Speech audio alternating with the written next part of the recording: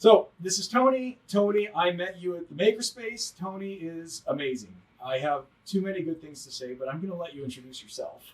So I'm Tony. I make stuff. I volunteer around here. I am in charge of outreach. What else do I do here? There's a I do microphone off button on Echo Smart Alexa. Speakers. Stop. Nice. I built a lot of the tools we use here. I teach a lot of the classes. I'm in charge of event coordination. So yeah, just another volunteer here that helps keep the place going. Tell us a little bit about your background. What kind of work have you been involved in? I know what you do here. Yeah, so I've always been a tinkerer. Always liked to make things. Been into electronics. So I wanted my snowboard to light up. Like, I'm going carving this way, it's one color. I carve this way, it's another color. And so I looked up how to do it, and I sort of figured it out. And then I went to the school, and after I took some of the classes, they said, if you just want to hang out here and use our tools, like, and make stuff here, you can. I was like, that's great, I love it. So I started hanging out there, and then I found makerspaces where, like, I didn't have to conform to school hours. 24/7, I could come and play and make stuff, use their tools. And then they asked me to start teaching other people that stuff. So I put on classes, and now, like, I teach, I help people out, do these huge projects, do these small projects, all sorts of stuff. I just got my fingers in the makerspace scene, and yeah, it's a lot of fun. Yeah, you're obviously passionate about creating projects, but it Yeah. also seems like you're passionate about helping other people and growing a community. It's really cool. Like, I'll show somebody how to use some program, and then like weeks later, like, they're down at the laser cutter, and I'm like, oh, how did you design this? And not only did they like take my lessons, they went and learned on their own, and now they're a pro at this too. And it's really cool to see people learning from that. I get the whole teacher satisfaction thing after that. So obviously you teach and you advise many entrepreneurs, many DIY people, right? Yeah.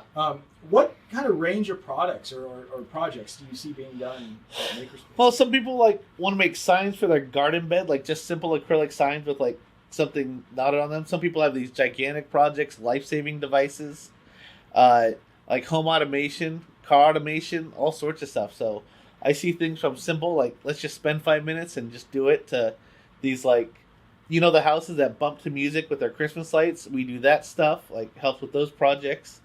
Like car sensors, like wiring up cars to sense things.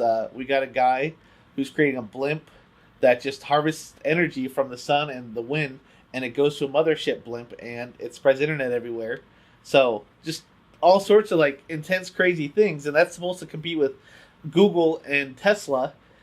And then like, so high-end projects, and yeah, these little, like, they want a keychain like label, just so they can know, like, oh, this is the mailbox key, this is the garage door key. So like, just the massive range that we go through here.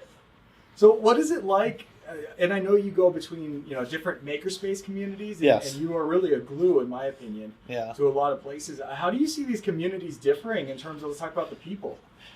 Yeah, so every makerspace is incredibly different. We're not affiliated whatsoever. Like, we're sort of pals here and there, but like they all operate like on their, like, whatever volunteers they have, like, that's how they operate, or whatever funding they have. Some are parts of schools, some like cater to totally different needs. And so yeah, each one, like I go up to north, and they've got a huge place with like all this artistic stuff. You come here, we got lots of engineering stuff. You go down south, and they got lots of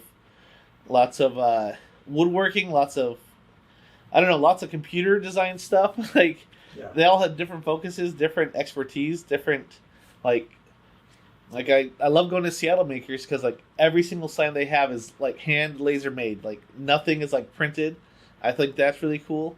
I'll go up north, it's like one of the cleanest maker spaces around. And so if you're into that, if you're into, it's like a super clean work area, you come here, and there's all this like people's projects they made, like all sorts of stuff. So I don't know, it's so different. The people are different. So even if you don't like, if you find a makerspace and you're not like into that scene, like, there's another makerspace, I'm sure it's for you. There's tons of makerspaces, and if you don't like any of them, you can always start your own. too hard to start if you get a community together. Yeah, let's talk about this. Right now, we're at the SnoCo Makerspace. Yeah. And, when I've been here, I've noticed that you have a lot of different experts in different things. Yeah. What sort of like people do you run into when you come to a makerspace? We've got people who are like doctors in electrical engineering. Like we've got people that have done woodworking their whole life. People, I don't know. It's a huge range of expertise here and there. Just regular board gamers, nerds, cosplayers, costume makers, like professional, like clothes designers, people who have patents, like in the U.S. Army, like I don't know, all sorts of stuff. So it's really a hub for creators. Yeah, honestly. It really is. Creators, makers. Yeah, not everybody's creative, but not everybody makes. But when we join forces with the intelligence, with the tools, with the community, it just things get done. Which, yeah, that's the goal here, is to lower that barrier to making. Amazing. Yeah. Give us an idea of like what is a typical, if I could even say typical, Yeah. what does a typical week look like at this makerspace? Okay, so that laser is often running. So people doing all sorts of stuff. We have some farmers market ladies. They design all their crafts and they come here to our laser and run that laser for hours. Run one of the lasers for hours. We have people in the metal shop, like they want a rack for their bike or their motorcycle or something. They're welding something down there. That wood shop is going. We got people constantly doing wood crafts.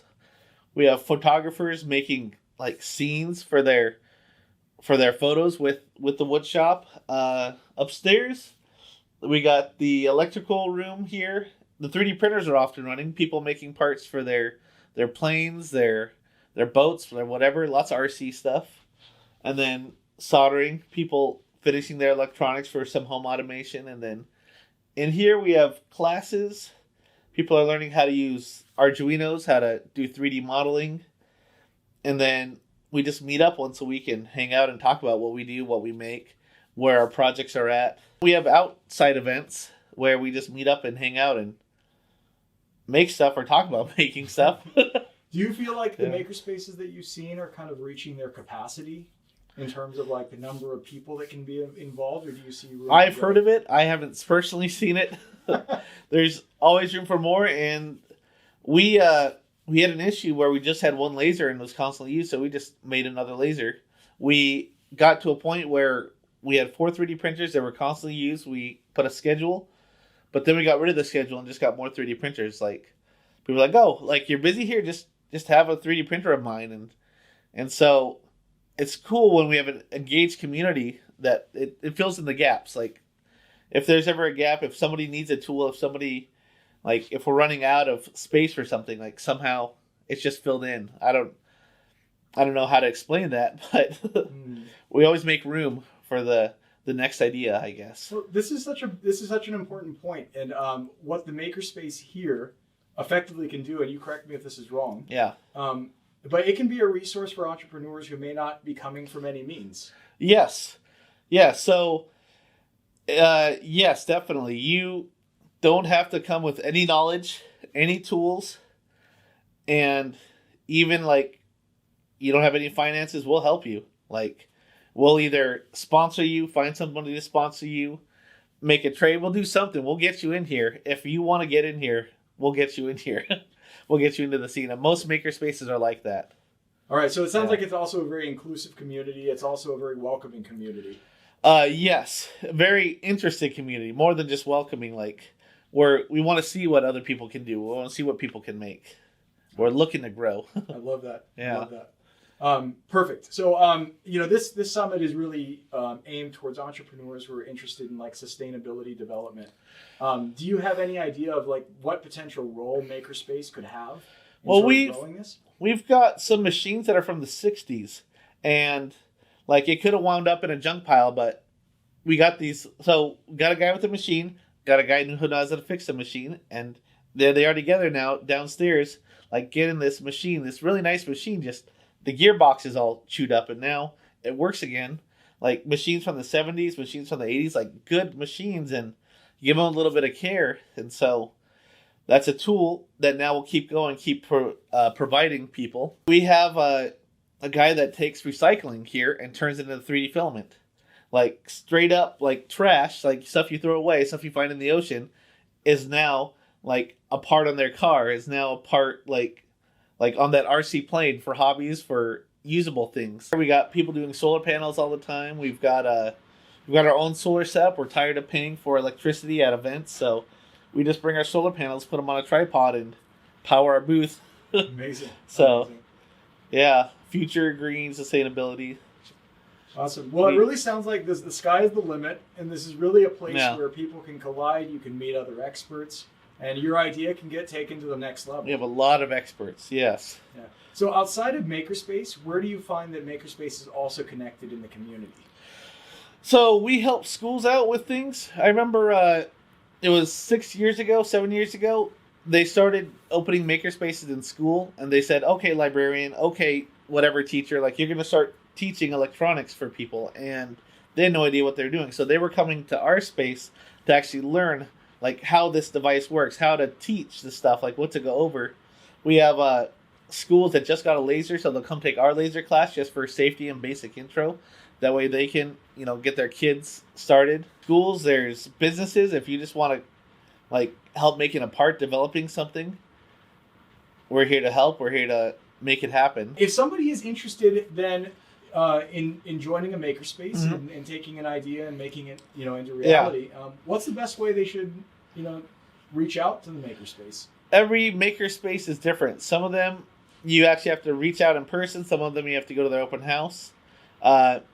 Where you email us, you can sign up online. You can come to our open house.